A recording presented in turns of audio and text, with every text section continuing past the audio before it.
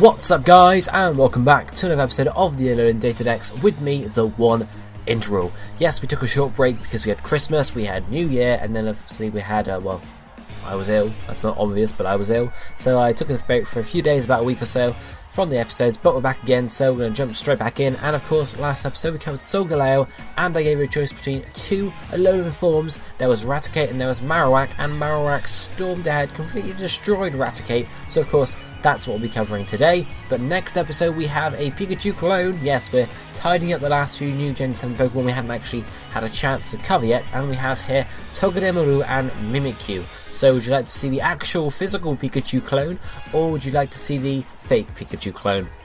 Let me know down below by either commenting Togedemaru or Mimikyu, and of course the one with the most votes will be covered next episode. But for now, let's jump in and have a look at Alolan Marowak. So 105 in the National Pokédex, and its Alolan form is a Fire Ghost type, as well as being the Bone Keeper Pokemon. It stands at 3 foot 3 inches or 1 meter tall, and weighs 75 pounds or 34 kilograms, so fairly small, fairly light. It's in the Monster Egg group, and the male-female split is a simple 50-50, so nothing too special there.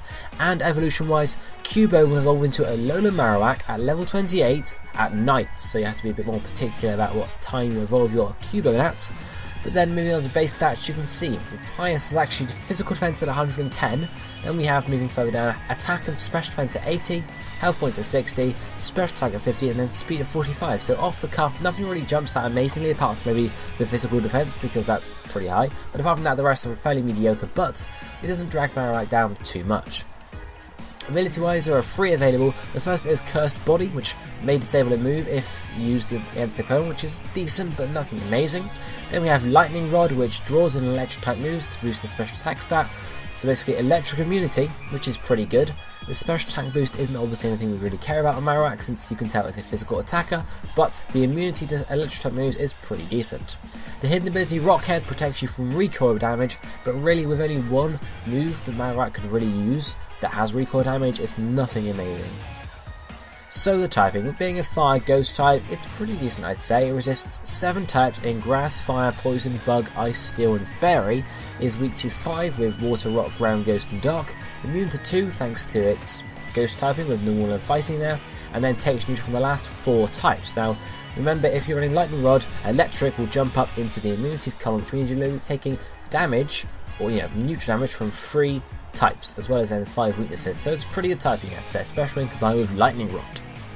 So, the moves, what might you want to use with your Alolan Marowak? Well, first up the level up moves we have Boomerang at level 21 as a Cubone obviously.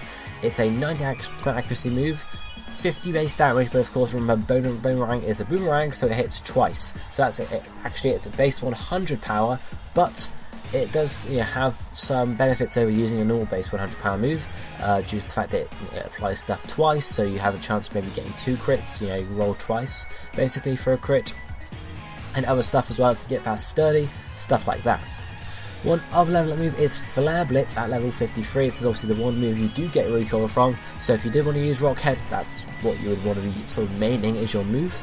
It's 120 base power, so it's really powerful. Of course we get stab on it, so really quite a good move to have. Then the TMs, we start off with TM6 Toxic, which is just an option, if you want to run it. 90% accuracy since you're not a poison type, and yeah, fairly simple apart from that, just badly poisons the opponent. Then we have TM26 Earthquake, which is an alternative to Boomerang of course.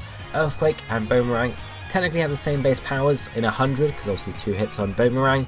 Earthquake has the better accuracy, but Boomerang can, as I mentioned, get around stuff like Sturdy. Then we have TM61 Will-O-Wisp, 85% accuracy, which isn't great, but it can still burn the opponent, which is obviously definitely a good thing to see, as we'll look later on. And then one final TM is TM75 Swords Dance. Being a physical attacker, you get Swords Dance up and you're pretty much set, so it's definitely something to think about running. Then we have a few other moves, one being Heart Scale, which is Marowak's signature move, which is only learned by Heart Scale. Good job, Game Freak. And that is Shadow Bone, physical ghost type move for it, 85 base power, so it's pretty decent. And yeah, pretty good there. And on top of that has a chance to load in their defense too, which obviously stacking up will be pretty good. And then the final 2 moves are both transfer moves from obviously Generation 6, so you will be able to use it if you're just playing online and stuff. But of course, if there are certain tournaments that require you to have Pokemon that were bred or caught in the Alola region, you will not be able to use these moves really. The first of these is Fire Punch as an alternative to Flare Blitz, less damage, much less damage at 75, but of course no recoil. And then the other is Stealth Rock, which obviously sets up Stealth Rock, so it's definitely an option you can think about running there. So the sets, we're going to look at an offensive set and then a defensive set, pretty simple there. The first set, we're going to go in and look at the moveset. We have Shadow Bone, Flare Blitz or Fire Punch, Earthquake or Boomerang, and then Will-O-Wisp, Toxic, Stealth Rock or Swords Dance. Ability is Lightning Rod, Nature and Adamant 1, held item is a Thick Club, and the EVs we have maximum health points, and then we're splitting the other two between attack and speed. This is a very general EV spread.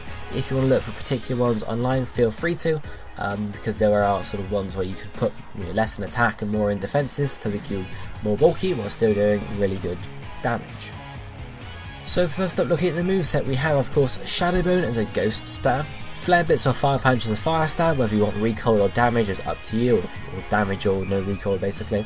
Earthquake or Boomerang, generally Earthquake is the standard choice, but if you are looking in those cases where you might see a sturdy, Boomerang is definitely an option. And then we have last choice, Will-O-Wisp, Toxic, Stealth Rock, Swords Dance. Will-O-Wisp is to burn physical attackers to make them irrelevant and obviously allow you to be bulkier against them. Toxic is just another option to poison things basically. Stealth Rock is the option if you want to have a Stealth Rock on your team, and then Swords Dance is an option where you can Swords Dance and then you're really good, although not amazingly fast because you're low speed, you have pretty good attack. So the idea here is just a physical attacking set. We have of course Lightning Rod as the ability because it seems to be the best of them, giving that electric immunity because why not. Adamant Nature because as I just mentioned, not the fastest Pokemon, only 45 speed, so really don't want to rely on that, so we're just going full power. And Thick Club of course is Marowak's exclusive item, of course if you've been a Marowak get it. It doubles its attack stat. So Marowak's attack goes from 80 to 160, which is pretty damn good. So definitely, worth running and definitely worth having. And of course, make sure make sure damage hit hard. So definitely something to think about. But in terms of actually using this set, it's a standard offensive attacking set. You go and use moves, and that's it really. If you're running Swords Dance, you can attempt to set with Swords Dance if you can force a switch, for example, and go from there. Or if you're running Will-O-Wisp, if you can switch on a physical attacker, maybe predict the fighter type move because you're immune to it, pretty good there. So generally there's nothing too much to look into there. We're going to shift on to the second set, which as I mentioned is a defensive one. Moveset wise we have Will-O-Wisp to start off, Shadow Bone or Boomerang in the second one, Rest and then Sleep Talk in the final two slots. Ability once again is Lightning Rod, Nature is Careful this time, held item is a Thick Club or Leftovers, and the EVs we have maximum health points and special defense, and the last four in physical defense. So what's going on here? Well, the idea is your special defense is pretty good with a base stat of 80, so if you boost that up nice and high, your physical defense can then be covered, or it's already pretty high to begin with, but can be covered even more if you burn the opponent, because of course Will-O-Wisp reduces any physical attacker's damage by half, so Will-O-Wisp will definitely help you out there and cover that physical defense there. So you'll be defensive in both aspects, and of course if you're holding the Thick Club, will allow you to still do a decent amount of damage. So the idea here, Will-O-Wisp is to burn the physical attackers, Shadow Bone or Boomerang. The choice of this is because Shadow Bone gets Stab, but Boomerang will be able to hit any Pokemon basically apart from flying types, so you can really keep that Shadow Bone, Boomerang, Fire Punch, Flare Blitz if you really wanted to, and then Earthquake and stuff like that, really anything, an attacking move basically, hopefully one that's got Stab, and then Rest or Sleep, and Sleep Talk is the last one because once you start taking some damage, Rest and then Sleep Talk, and then go from there really. When you're Thick Club you can still do really decent damage even when you're asleep. Lightning Rod again because obviously immunities are pretty good. Nature is a careful one to boost that special defense even higher while not reducing your physical attack.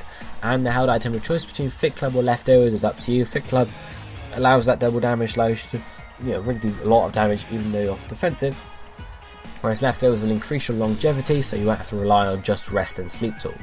In terms of the EVs, we obviously go full bulk here in special defense with the last four in physical defense because that's already pretty high, and of course we can control that even higher with a Will-O-Wisp. So in terms of using this set, you go in, if it's a physical attacker you Will-O-Wisp them, you attack, once your health points get just below half, Rest, Sleep Talk, and then do that until you wake up and then keep going, rinse and repeat. Pretty simple like that. So you really, when you're sleep talking, you've got to hope for the attacking move rather than the Will-O-Wisp obviously, otherwise if they're already burned it's pretty ridiculous. But that's really it for Marowak. Yeah, there are a few other ways of using it, but I just decided to focus on offensive and defensive there for today. So that is going to be it for Marowak in general, so don't forget to vote for next episode's Pokemon, either going to be Togedemaru or Mimikyu, whichever you think looks better or sounds better or plays better. Let me know down below by either commenting Togedemaru or Mimikyu, and the one of those votes will be covered next episode. But for now, this is going to be it for today, so I shall be seeing you next time. Thank you for watching. Goodbye, my friends.